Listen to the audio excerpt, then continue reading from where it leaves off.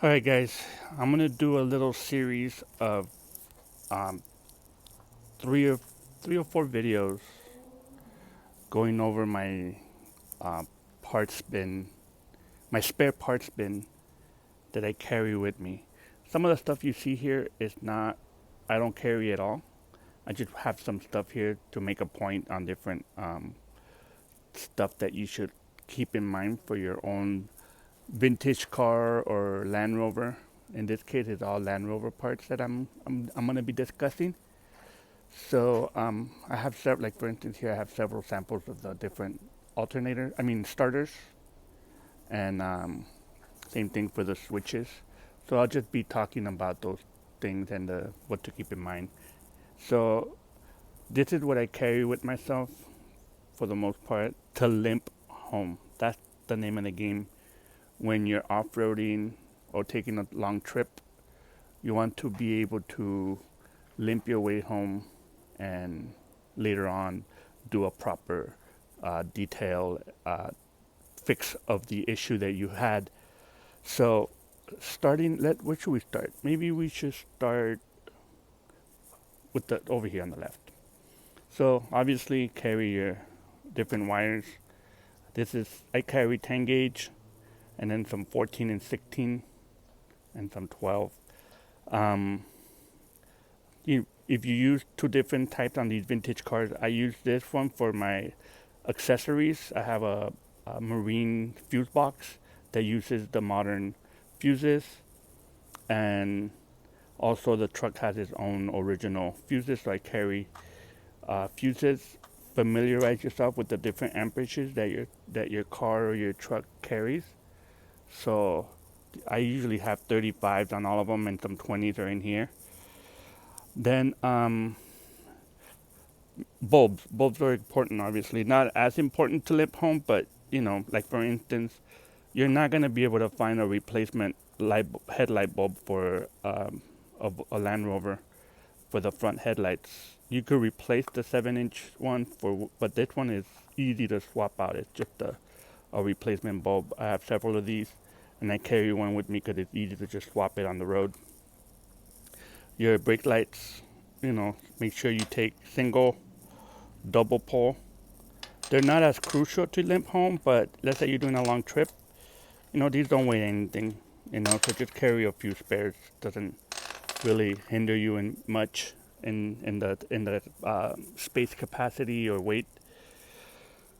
Um, I carry terminals. Um, they come with these. You don't need a special tool for these. You can just fold them over and then hit them with the hammer. So I like using these for cables. Make sure you carry a positive and a negative. And then let's talk about starters. So the starters, it's always best to go with a pair of the same starters, so that in case you have to fix one of them, maybe you can make out of two starters, you can make one. So I like to carry the same starter that I already have in the engine, carry a replacement. Now, I love these. These are high torque, and I'm going to be installing these on the ambulance. So, just one thing to keep in mind, these are I think they're made by the same manufacturer, but this is an earlier version of their high torque, and then this is a later version. I like this one better because you can clock the installation bracket. This one you got to make sure that it fits before, because it's a fixed bracket. Make sure that it clears the solenoid. But yes, if you don't go, I suggest that you don't go doing one of each. Because you could have a difference in the connections and polarities and stuff like that. So just keep the same thing consistent throughout your truck. Don't try to have two varieties. So either have two of these or two of these. I like these though. These turn the engine really well, really fast, and high torque. So you can get these from. They have a specific. I think this is the number for the Land Rover one. I don't remember if this is my Land Rover one or my Volkswagen. So make sure that you look them up. I have four of these, so right now I just got these two just for the video purposes. But yeah, high torque IMI performance products in Whittier, California. They're not sponsoring this, but I've used these on different builds, and they're great. But this one is also good. Make sure that on this you don't use any lubricants. Make sure that if you on this little gear here, you use graphite grease. Otherwise, it'll stick.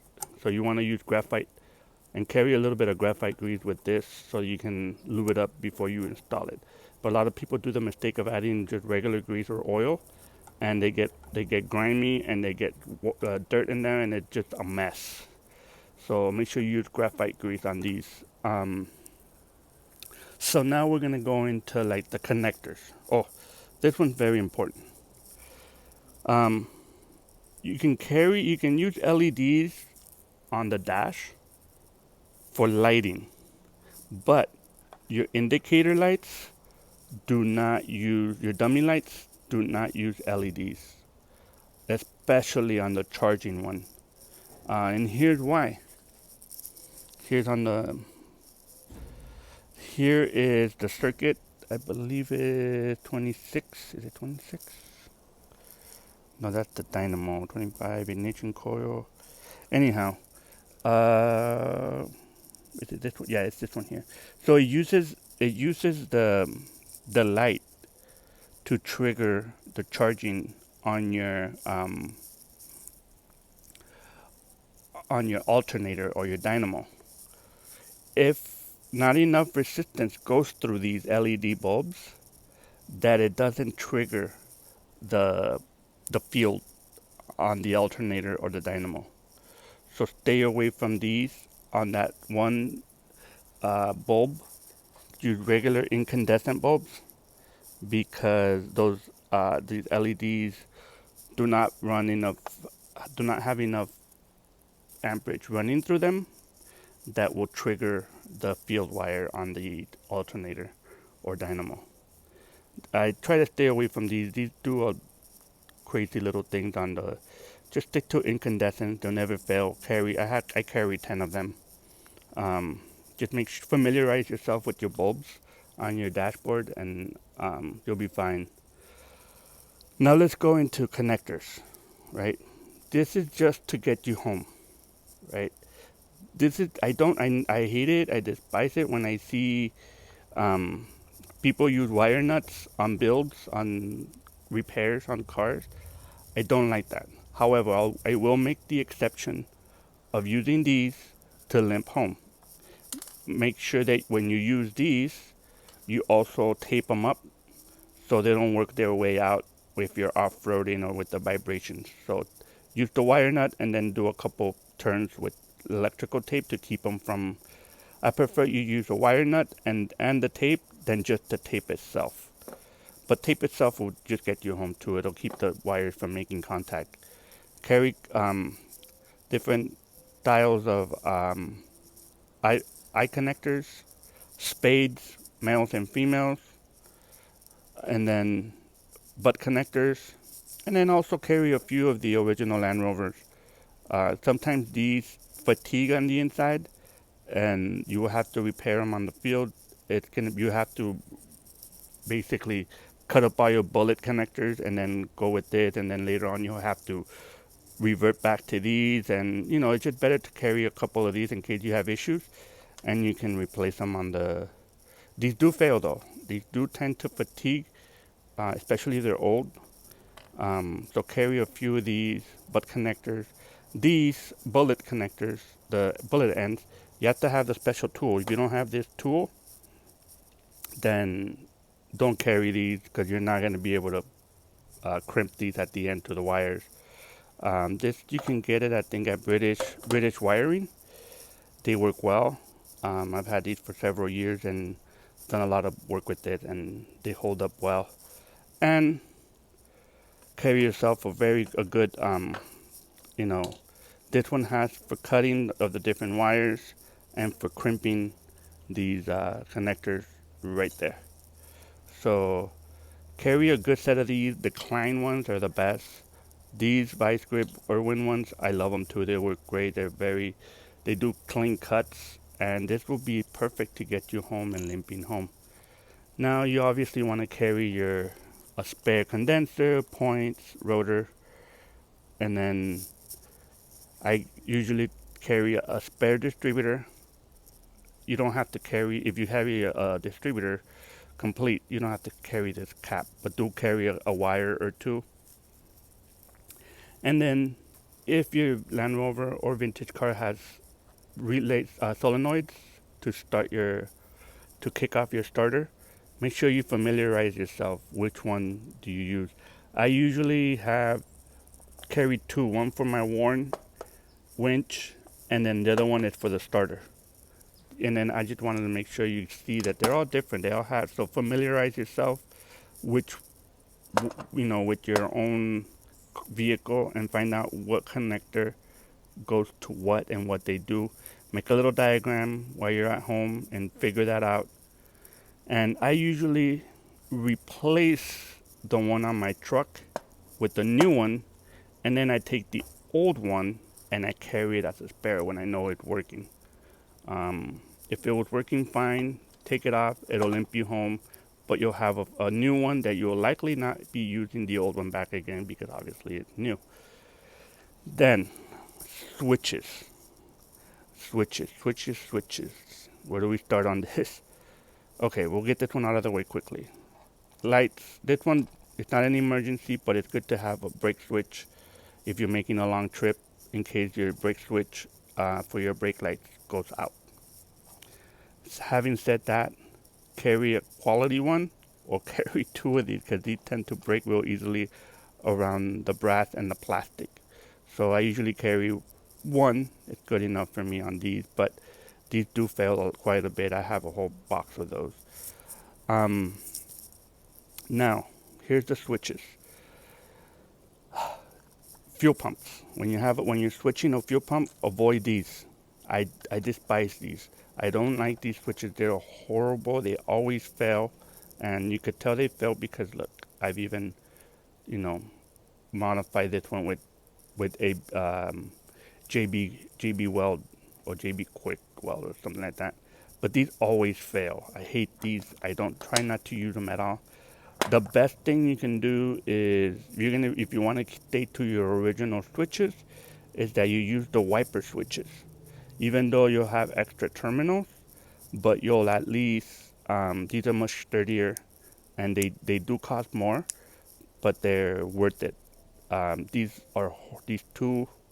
on and off single polarity, they're just horrible. Get rid of those. Carry a trustworthy wiper switch. The wiper switch work well, even if you don't use the other terminals. To limp home, I like to carry these. Make sure, and I wanted to bring this, the only reason I brought this one is because this one is a momentary switch. So make sure that you don't end up getting a momentary switch because you really don't need one. If usually what you want to do, unless you want to use it to trigger like your starter, you can use this to bypass the whole system and rig it so you can get home. But these are by far my favorite ones. I get these at O'Reilly's. You can get them on Amazon too. But these I've never had one fail, and they have a nice LED indicator light that tells you that there's power going through the switch. These are by far my favorite. They don't look like the original ones, but they do resemble a little bit. Not a whole lot more, but I don't care about that. I'd rather have a trustworthy switch that is positive and engaging that will get me home. And I like the spades because I can then use spade connectors and quickly bypass like the wiring. And like for instance for a fuel pump, I can quickly bypass the mechanical one and use and if you have a problem along the switches, you'll quickly be able to bypass and make a quick connection to get you home. I have limp home using one of these. So carry these. If you can carry two, the better. Then lastly here, I'm going to talk about ignition switches. These ignition switches are being made reproduction horrible. They are just junk. The rivets in the back get loose, and I don't like them. Try to find yourself a good NOS one, or if you have the capacity to take them apart and rebuild them on the inside, you could do that. But make sure all of these connectors here are nice and solid. All these rivets back here. The new ones, this is where the problem happens. They get loose back here, and you don't make a good connection. Make sure that you carry the keys with these if you're going to replace them on the field, or that you make your own keys to replace the old keys so you can, interchange them easily. And familiarize yourself, because different trucks carry different switches. This one is for like your standard civilian series truck, obviously except the Series 3. But this is a military one, and obviously this is a very, very rare specific ambulance. For mostly all the lightweights and military use this one, and they have a whole lot more connections in the back. You really be out of in a hurt if you cannot get one of these soon. So always, even if you don't take it with you on the driving, on road trips, at least have one at home. But I carry this one with me. They are a pain to switch because of to swap out because of all the connectors. But if you're doing a long trip, it's cheap insurance. So I carry it regardless, so I don't forget it. And obviously, when you do your wiring here to get you to limp home, your zip ties.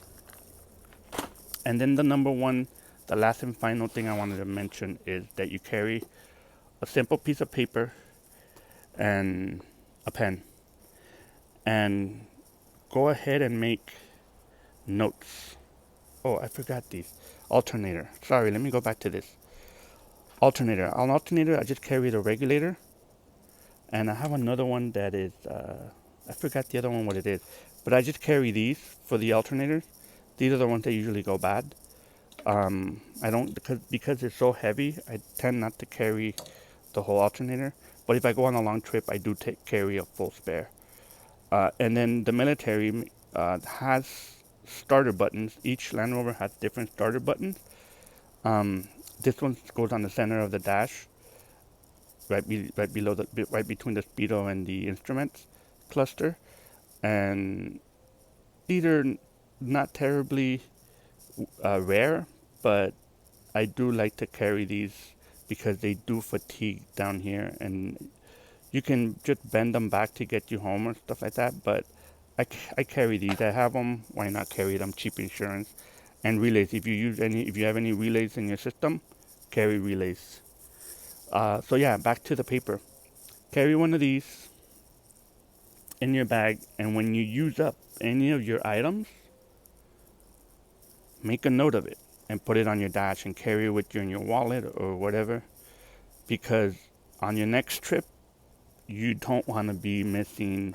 Let's say you use a relay, a solenoid relay. If you end up using this and then you go on the next trip and you don't replenish it, then you're out of luck. So just carry one of these, make a note what you use in your bag, and then replenish it for the next trip. So that's what I have. I'm going to be talking on the next one about the fuel system, what I carry for the fuel, and then I'll do another video on items that I carry for mechanical items for limping home. This seems like a lot, but if you get rid of some of these items that are redundant, it's a small package that goes into like a small little bag, or organizer. And thanks for watching. I'll see you guys on the next one.